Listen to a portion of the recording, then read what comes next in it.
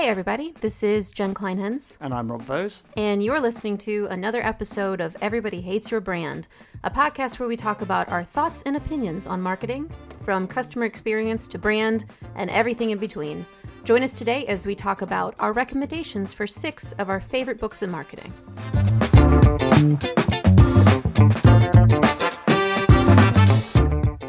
So back to our 6 favorite books in marketing. I guess we'll talk a little bit about this in the introduction, right? So I have a few, Rob has a few. We do have a few shared books that we're going to talk about, but we do want to say we don't want to offend anyone. These are like our personal favorites in marketing. It's not like an exhaustive list of everything you ever needed to read, but these are just books that we love. Yeah, there are probably some blinding misses that we haven't read yet that people probably know about that we don't. So when you listen to this, feel free to feed in the comments what books you think we should be reading that we've missed out on. But yes, we're just going to go through these alternate, I think. So Jen, do you want to start us off with your first book? Yes, I do. Okay. This is one I found recently. I believe this is Byron Sharp's favorite marketing book. This is how I found it. So I'm just like a drum roll, please. As Marty Mark recently described him as the Dark Lord of Penetration. Oh my goodness gracious. Which just sounds not suitable for work. Not suitable for work, but hilarious. Anyway, so this book is called The Halo Effect, which is an interesting one. And I kind of picked it up, and to be honest with you, I was less than thrilled by the title. I was like, I'm not really sure what this is going to be about. My expectations were low, and my low expectations were just blown out of the water because it's so good. So the guy who wrote it, Phil, I'm going to mess up his last name, but Rosenzweig, I'm assuming. I apologize, Phil, if you're out there somewhere. We speak as people with surnames that no one can pronounce, so we feel your pain. Fine. Yeah, it's my best shot. So he is a professor at Harvard Business School, and basically this book is him going through and criticizing what he calls like pseudoscientific tendencies when people are explaining like how businesses are performing. So his whole argument is basically, if you ever heard the Richard Feynman cargo cult science is the way he describes it. So basically it has the superficial trappings of science, right, but actually it's a story. It's a story that someone's invented, and they've gone back and said, is that story true? And they all go, is it a good story? Oh yeah. Is it a bad story? The notion of plausible beats truth. Plausibly, wait. Plausible is better than true. I was going to say plausibly deniable, but I don't think that's a different thing. That's what you meant. That's crime. Plausible but true. The idea that the human brain can recognize something that sounds plausible doesn't have to be true.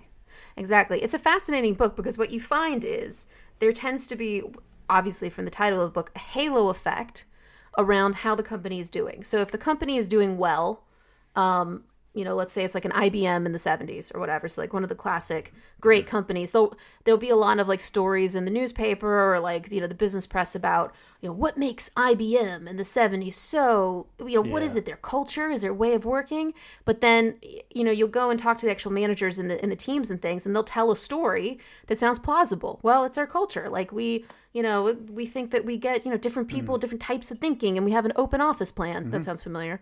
And that open office plan is really the secret sauce that, is what making us successful. But then if you go back 20 years later and you say to IBM, who at that time, I'm not completely versed on the entire history of IBM, but at one point, basically, they moved from products to services and started doing really poorly. And then they would go back, the hubris of IBM, what's wrong with IBM? And they would go back and look at the same time period where they were doing so well and basically tell themselves a story about, well, we thought it was because of open office plans, but actually they didn't see that it was because there were too many cubicles and it wasn't open enough. I'm just totally making this up. But the point being is that it's really dictated, and there's a halo effect from how the business is performing.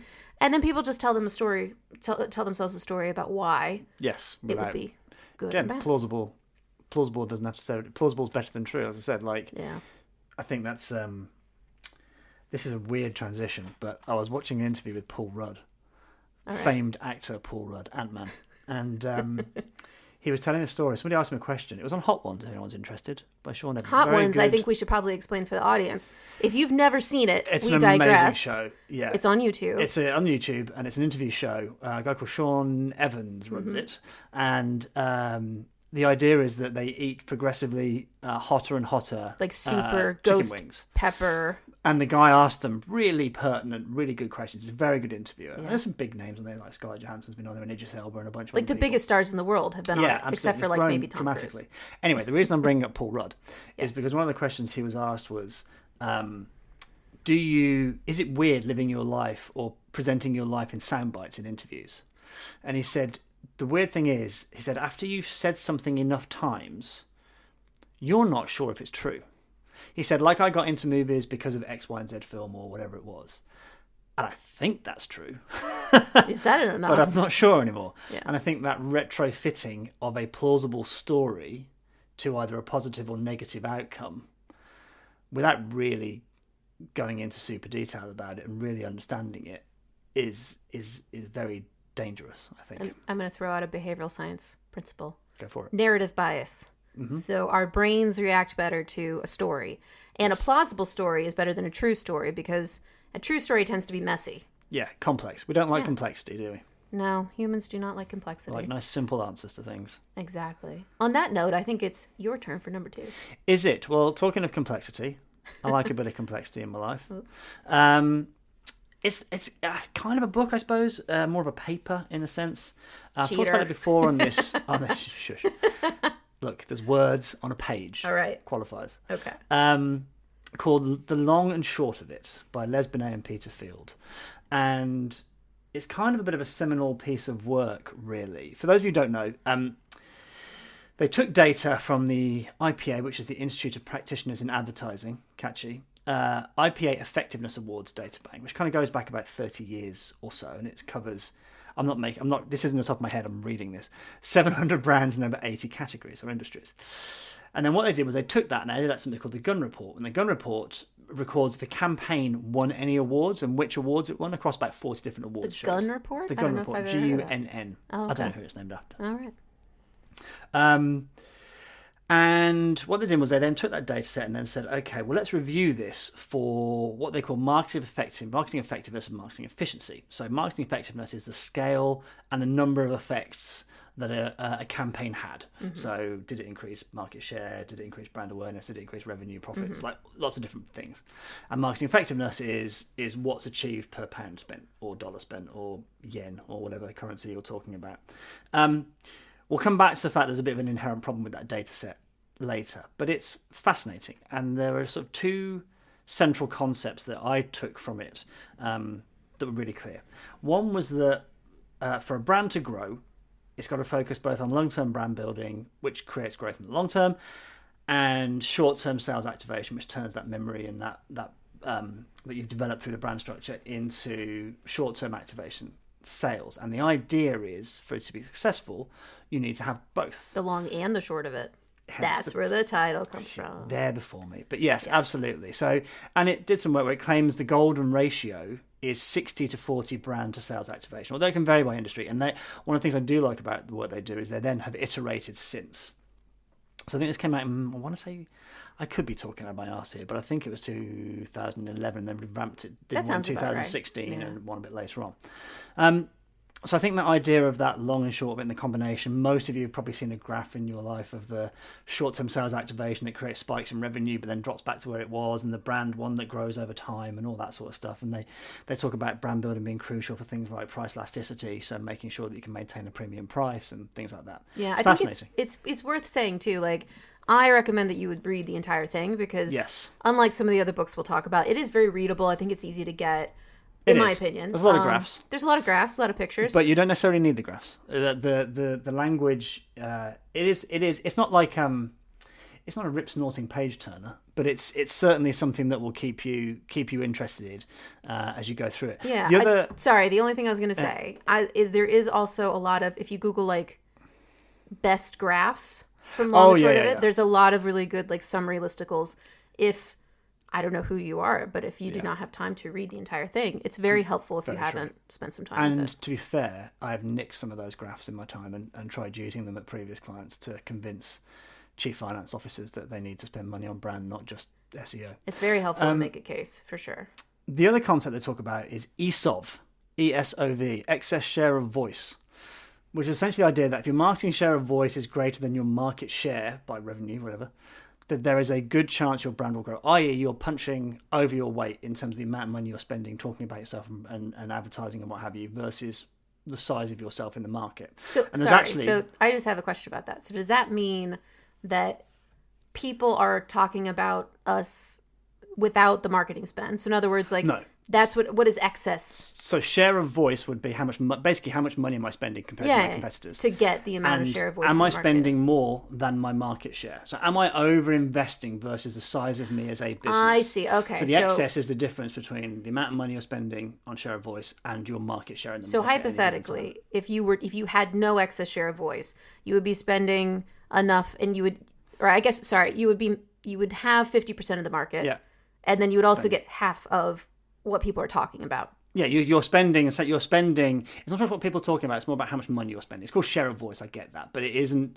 It's more about how much money have you spent versus everybody else on advertising, on marketing. But the idea being that you're getting a share of the conversation. Yeah, absolutely. But you can't necessarily measure share of voice as that way. But you can measure marketing spend, your relative marketing spend,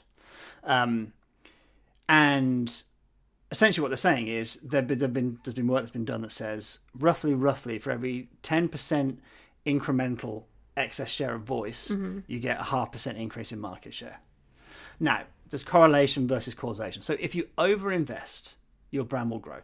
That's the simple point that it makes, which is kind of an interesting mechanic. And it talks a lot about, for example, in a recession, a lot of people pull back their spend, which is a mistake. If you have the ability and the wherewithal and you have enough money, I appreciate if you're fighting for survival, you might not have a lot of money to spend advertising. But if you're in a reasonable, and you can, actually now is a good time to be spending on brand advertising and on growing your brand. And you can get excess share of voice quite easily because nobody else is spending any money because they've withdrawn, which is quite an interesting idea.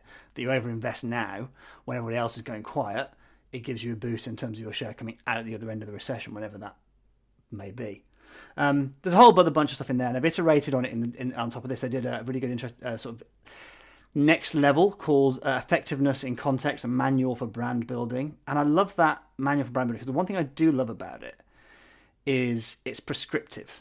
It actually gives you advice. It says this is the sort of thing you should be aiming at. This is the sort of spend patterns. This is a sort of mix, and I really like that as a start point.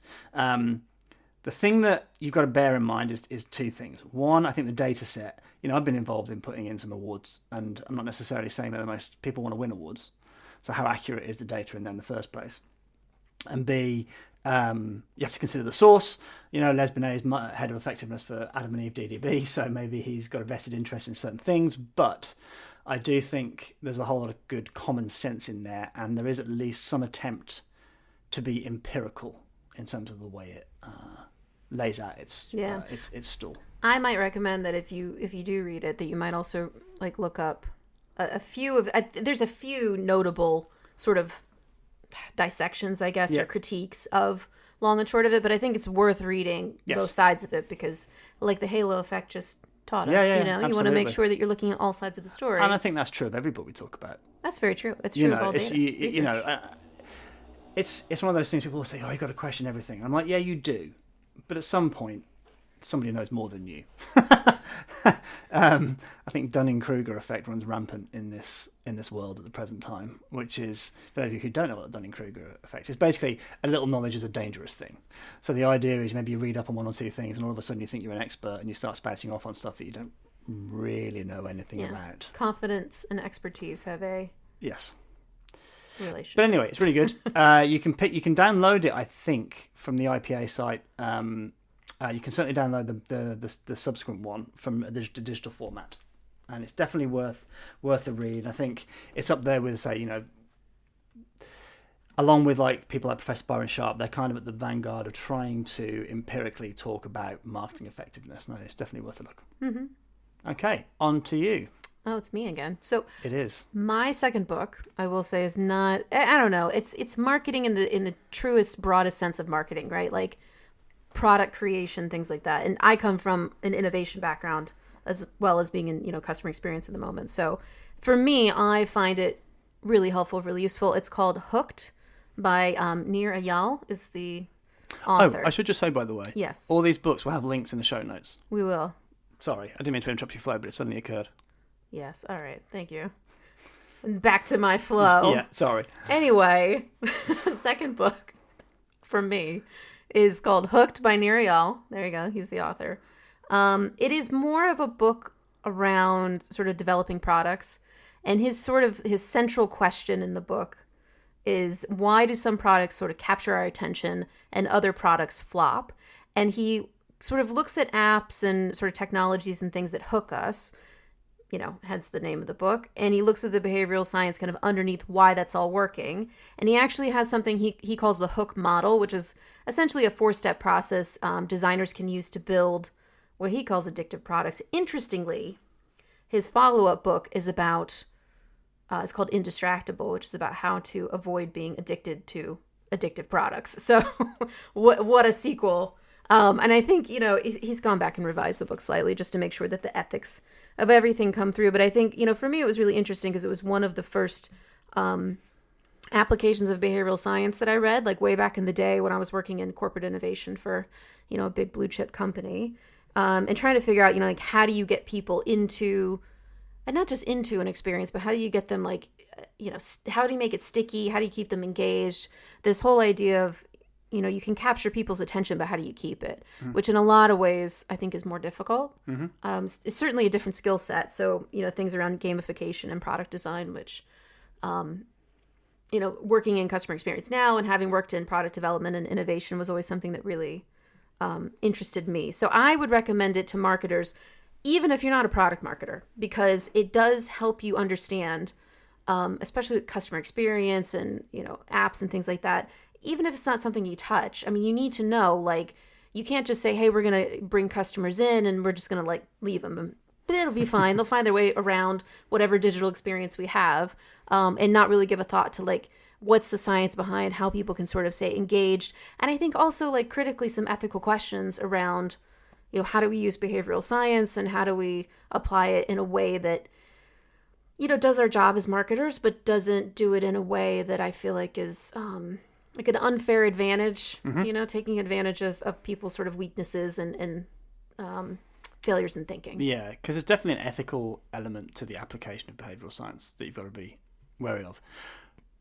Which, if you finished, leads me into my next book, which is called Inside the Nudge Unit, written by a guy called David Halpert. And again, not necessarily a marketing book per se, but I think there are a huge amount of lessons that come out of it. Essentially, it's about the setting up of a behavioural science unit within the UK government and the trials and tribulations that go along with that.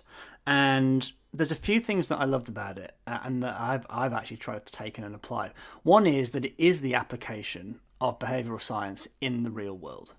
So good examples be they used it to try and understand how we drive people to pay their taxes or complete their tax return on time and make sure they're paying their taxes, and what messaging do you need to have to drive that.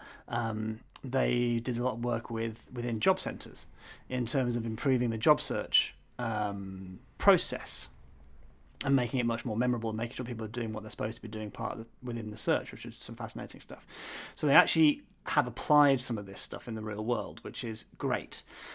They have some really sort of useful frameworks. They have a framework called EAST, which is an acronym for Easy, Attract, Social and Timely, which are essentially categories of mechanics, behavioural science mechanics that you can use, and how do you apply those to particular processes.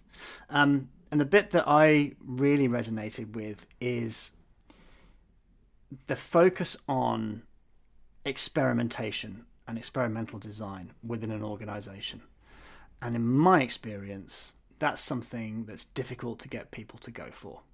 So they doing proper control group tests. We're going to do this to one people, we're not going to do that to other people. Control groups is a whole other thing that we could probably do a whole podcast on. But the idea of setting up an experiment properly and running it properly and seeing if the results are replicable, also hugely important when it comes to scientific and experimental design, and building what he calls a playbook. So he talks a lot about the idea of corporate memory, or about memory, the idea that you'll run something and find something that works, and then people involved in that then leave, and everyone forgets what was done before. I know it well. Yeah, Yes. and like I've had examples of that where I've been asked, worked with somebody or a company for like 4 years, and been asked to write a strategy on the same thing 5 times because the people have all moved on or we learn Reorganized, or things who and they want knows. to rechange everything. Sorry. Yeah. Reorganized as well. Absolutely. 'Cause People move on. Yeah, what I found is like people leave a role inside a big Yeah. company, and like you have, at least in my experience, this is a couple weeks of like a handoff, and here's some stuff. But if they forget to hand it off to you, there's a big chance it's Absolutely. gone forever. And the idea of a playbook was to get around that. So the idea of a Mm-hmm. playbook was to present the findings of the experiments that they'd done in a way that could be handed down. I was going to say through the generations. Through the That sounds generation, so the pretentious. corporate generation. But within departments, things like that. So if you're a head teacher and you've got 20 grand to spend, not that many teachers have got that much money, but you've got a certain budget to spend, what has been scientifically proven to give me the best results versus the objectives that I need to deliver? What confidence do we have through experimentation that this is the best thing to do? And it's something that I've tried to do in multiple companies, and you can get away with it, to a certain extent. But you want to try something big, I want to put it in these stores and not in these stores, and it gets very difficult. But I think it's a great way of showing how important that is and that process is. Yeah, I think I was just going to say, I think that's a critical point to kind of take away is when you're in when you're in sort of an industry like marketing or agencies or even client side things where people are moving around constantly, like I think there's such a bias towards action, for better or for worse. And I think Peter Drucker, I'm gonna completely mess up this quote, but he basically said something like, we spend all this time teaching managers what to do, but in actual fact, we'd be better off if we taught them what not to do. Yeah. And I think this has a lot to do with that. You have this bias for action. You come into a new job, there's a new CMO, they want to change. But you also need to really, I think, Prove it. well, you need to stick to the things that like have been Yes. working. You can put a new skin on them. Yeah. If people are tired of seeing the same old over and over again, but there is such a thing as a fundamental. Fundamental that will work on TikTok and beyond, to all the cutting edge, whatever people love social people. network is next. Yeah, and I mean, I think that element of, I think there's an assumption, there's that thing about I want to do something new and shiny, but there is the assumption that goes along with that assumption. There's like too many assumptions, but that new is always better. Yeah. That this website, we need to do a website redesign. Why? Because let's test it versus the current one and see if it actually does what you think it's going to do. Because otherwise, you've wasted. I'm going to use a Feynman quote here. Experiment is the sole judge of the validity of any idea. I'll repeat that. Experiment is the sole judge of the validity of any idea. So never assume that your thing that you're doing is better than the thing that you're currently doing as much as you can. Try and prove it, because otherwise, I had this argument about a year ago, and I was trying to get we should do this thing because it's a good hypothesis. Let's see if it works. And so, why are we doing it only in certain areas? Let's roll it out across the whole thing. I'm like, well, because we won't know if it's worked. So I think that's a really important point that I got from the book. I think it's an interesting one because I will play devil's advocate for a second. So I do make fun of things like TikTok. I love TikTok. Rob can tell you. I've spent many an hour on TikTok. It was a sad day when I had to delete it from my phone after learning how it, treats data, as we all know. But, it is interesting because I think a big part of marketing and advertising is being like where the culture is. And sometimes you don't have time necessarily to experiment. Sometimes you just want to send things out and try it and sort of see what happens. That is experimentation. Exactly. I'll hoist you on your own petard there. You said try it.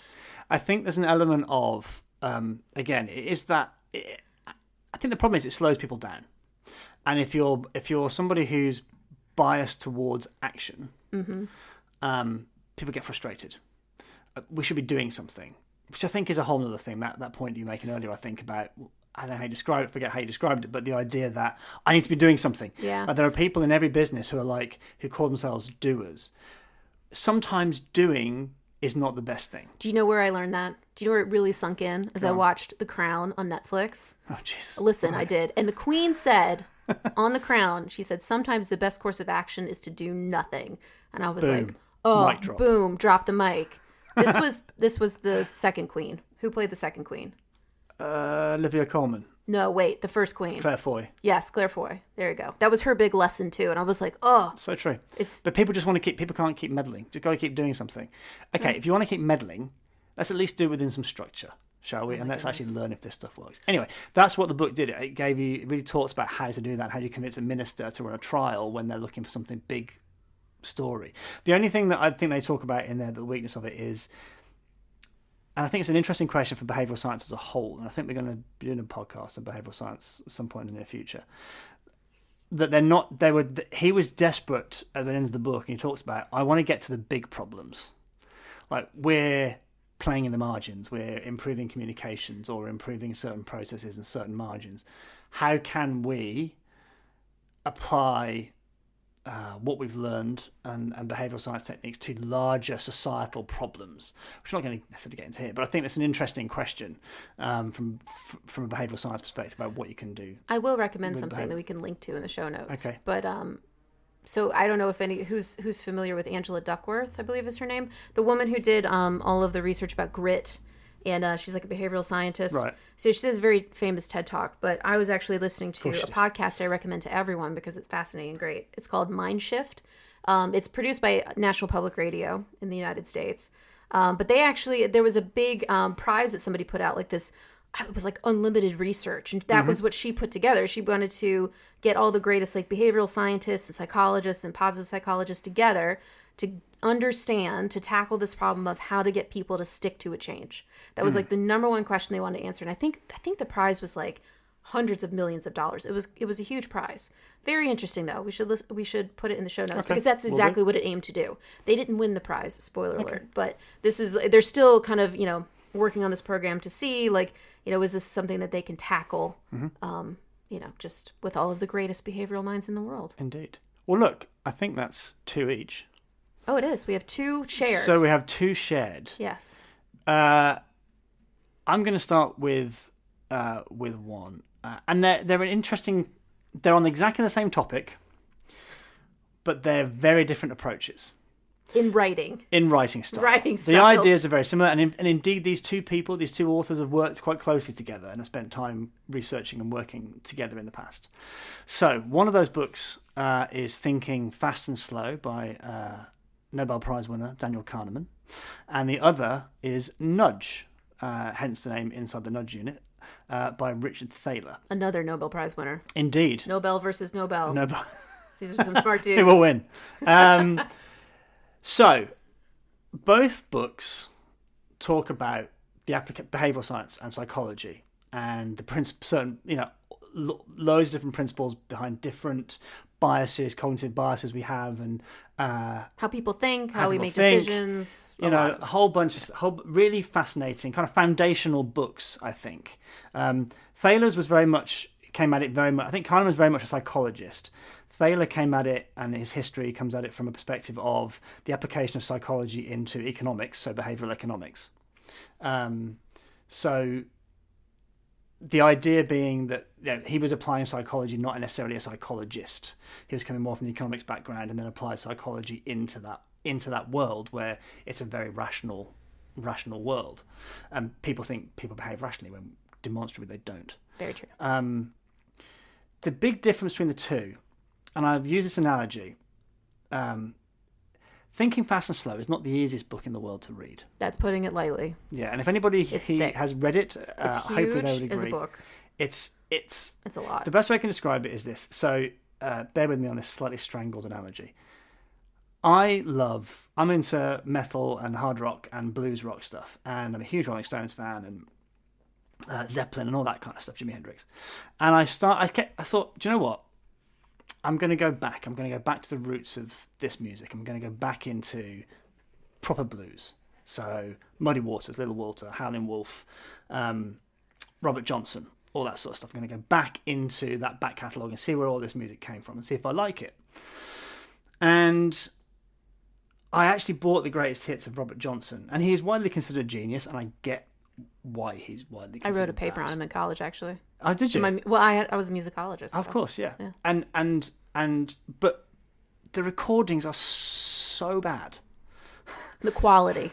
Quality. We should mention. It's so for somebody with a modern who's listened to well-recorded music, like digitized. It's so hard to listen to. And I kind of think about the Kahneman. It's like, okay, I've read Nudge, I've read a few other books. I'm going to go to the source, or in a sense, and I'm going to read Thinking Fast and Slow. And excuse my language, but fuck me, it's so difficult. It's not like you can read it and you'll get through it just by blunt force trauma, just by reading it. but it's not a business book that you can just scan. You know how most business books you can kind of like flick through. There's probably 50 pages of real content, and then the rest of it's fluff. None of the ones we've mentioned here, but like a normal airport read or whatever is not like that. Is the opposite of that. Oof. It is. It's an investment. A lot. Yeah, I mean, listen, it's a mental investment, but I think it's very worth it. Also, I would agree. If you don't listen, I'm just going to be real. Like, some people do not want to sit through that book, but there are tons. If you just Google, okay, listen, I Google this stuff a lot. Thinking Fast and Slow summary, like you will find presentations, everything. I recommend that you read the book because really you can't, build learnings in your actual industry on a PowerPoint summary, which is why I read it. And I think sometimes you can take those things out of context. You can. And we've talked. It's someone's interpretation. We've talked in the past about plausible, not true, people using or misunderstanding or misusing certain techniques or certain things that have come from a book to further their argument. I think if you read the book, okay, I've got another analogy for you. Okay. So if you're a video gamer, okay, Thinking Fast and Slow is the Dark Souls of psychology books. Those of you who know what I'm talking about will know what I'm talking about. It's hard work, but it's rewarding once you finish it. Is Dark Souls rewarding? I don't know. For some people, I get the feeling it is. Anyway, whereas Nudge covers a lot of the same ground, but Richard Thaler can write. It's a much more digestible book, for sure. Absolutely. And he's also on Twitter. Did you know that? Yes, I follow him. Yeah, I do too. Yeah, usually he's fun. The other, and I think there's probably some honourable mentions in here. One of which is Misbehaving, which is also a Thaler book, because he wrote Nudge with Cass Sunstein, whereas Misbehaving, who's a lawyer, interesting.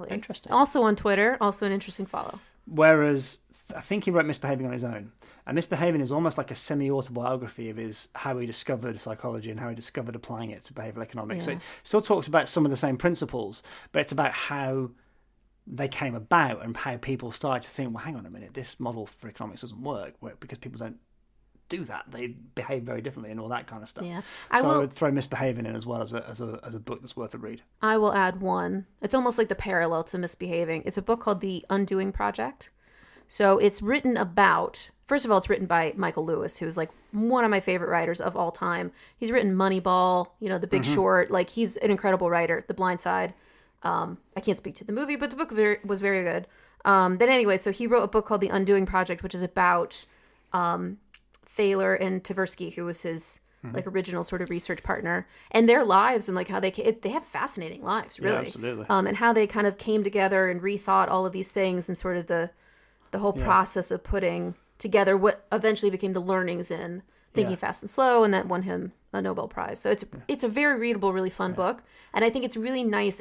To me, it added a lot of dimension to why he thought the way he thought or thinks the way he thinks, and like how it all kind of came together. So I would really recommend that book. It's great.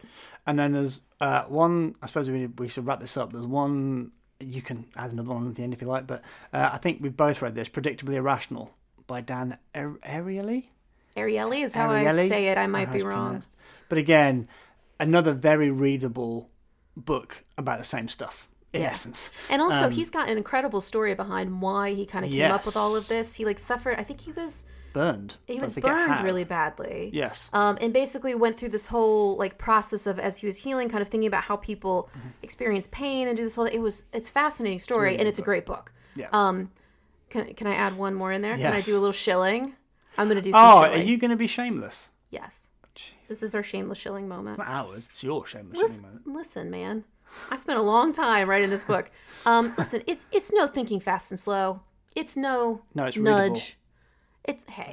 But your co-host of your podcast here has written a book called Choice Hacking. It's been out for a few months now. The audiobook just dropped. We got our amazing professional voiceover artist. But basically, we introduced a framework that I put together called the Choice Framework around how to apply behavioral science to customer experiences, be they retail or digital or whatever. So this is the end of what has been your shilling. Available in all good bookshops. 30 seconds. I think the one last thing I'll say, it's very interesting to me that most of the books that we've talked about are about understanding human behaviour, about behavioural science. Yes. The only one that was less so was the long and short of it. Every other book we talked about has been around behavioural science, which I think is super important and something that marketers should spend time looking at. Totally. So that's it for this episode of Everybody Hates Your Brand. We hope you enjoyed it. You can find show notes, resources, and more episodes on our website, everybodyhatesyourbrand.com. But before we go, let's leave it on a positive note, more positive note, and share what we're loving right now. So, Rob, what do you got this week? Well, another book. It's God. called Eat Your Greens. And essentially it's a compendium, I think that's a word, of short papers written by very famous marketers, essentially. So Mark Ritson's in there, Peter Field's in there, Bob Hoffman's in there. There's a bunch of different people. Rachel Mercer's all of whom talking about their perspective on marketing and where marketing currently sits and what's right with it and what's wrong with it. It is really great. It's really easy to read. Even if a particular one's not your jam, you're going to have a completely different voice in the next one, next paper essentially within this book. Again, that variety really helps in terms of keeping it readable. I'm about a third of the way through at the moment. It's really good. I'll have to read it after you. I haven't read it yet. I've heard of it. Yes. Sounds like it's good. Indeed. Cool. So what am I loving this week? So I love a good opportunity for some popcorn. And at the moment, eating the popcorn. You've never heard this? Yeah. No, I was wondering where you're going with popcorn this. because there's some drama. Fortnite is trolling Apple and iTunes, and I am so here for it. I love Apple. You know what? And I love Fortnite, and I don't care. I play Fortnite. I'm not great at it. Fortnite. I still love it. Months. No, because I'm playing Animal Crossing now. You got to keep up. True. We're in the COVID era. It is time to play Animal Crossing and swim in the ocean. But before there were too many really good people on Fortnite, I love Fortnite. And I do love Apple. I use it. I love it. But they're trolling Apple and iTunes by parroting the very famous 1984 ad. Mm-hmm. So if you are not familiar, just, this is the situation. Apple removed Fortnite from its app store after Epic, who makes Fortnite, used an in-app payment system that went around Apple Pay. So Apple has a system that you use, for people to do like in-app transactions, and they were like, no thanks, we're just going to do our own. Because Apple take 30%. They do take 30%, which is not uncommon. I mean, I sell books on Amazon. Huge money spent. Amazon takes 30%. Yeah, I use their platform. And I want to say, I don't have a dog in this fight necessarily. I'm just enjoying the drama. And they offered users a discount, which I did not know, that Epic was actually saying, because we don't have to pay 30% to Apple and you use our system, we'll give you a discount. Yes. So they actually incentivized them to use their payment system. And like I said, they did it to get around that 30% transaction fee that Apple makes developers pay to use their platform to sell their apps. So then obviously Fortnite has predicted that Apple would kick them out of the App Store, which they did, obviously. Yeah. And they, to prepare, it must have taken some time, so this must have been in the works, but they did a shot-for-shot parody of the 1984 ad, which was originally directed by Ridley Scott of like Alien and Blade Runner. I love Blade Runner. The Martian. And Alien. I haven't seen The Martian, but I love Ridley Scott. Very good.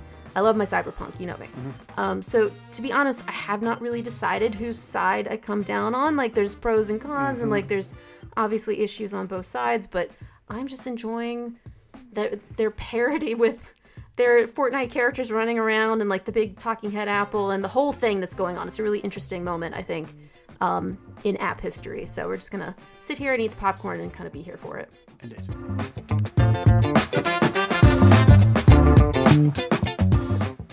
Well, you did it. You've wasted another perfectly good half an hour or so with Rob and Jen and the Everybody Hates Your Brand podcast. Again, you can find us on everybodyhatesyourbrand.com and your podcast platform of choice. Have a great week. Indeed.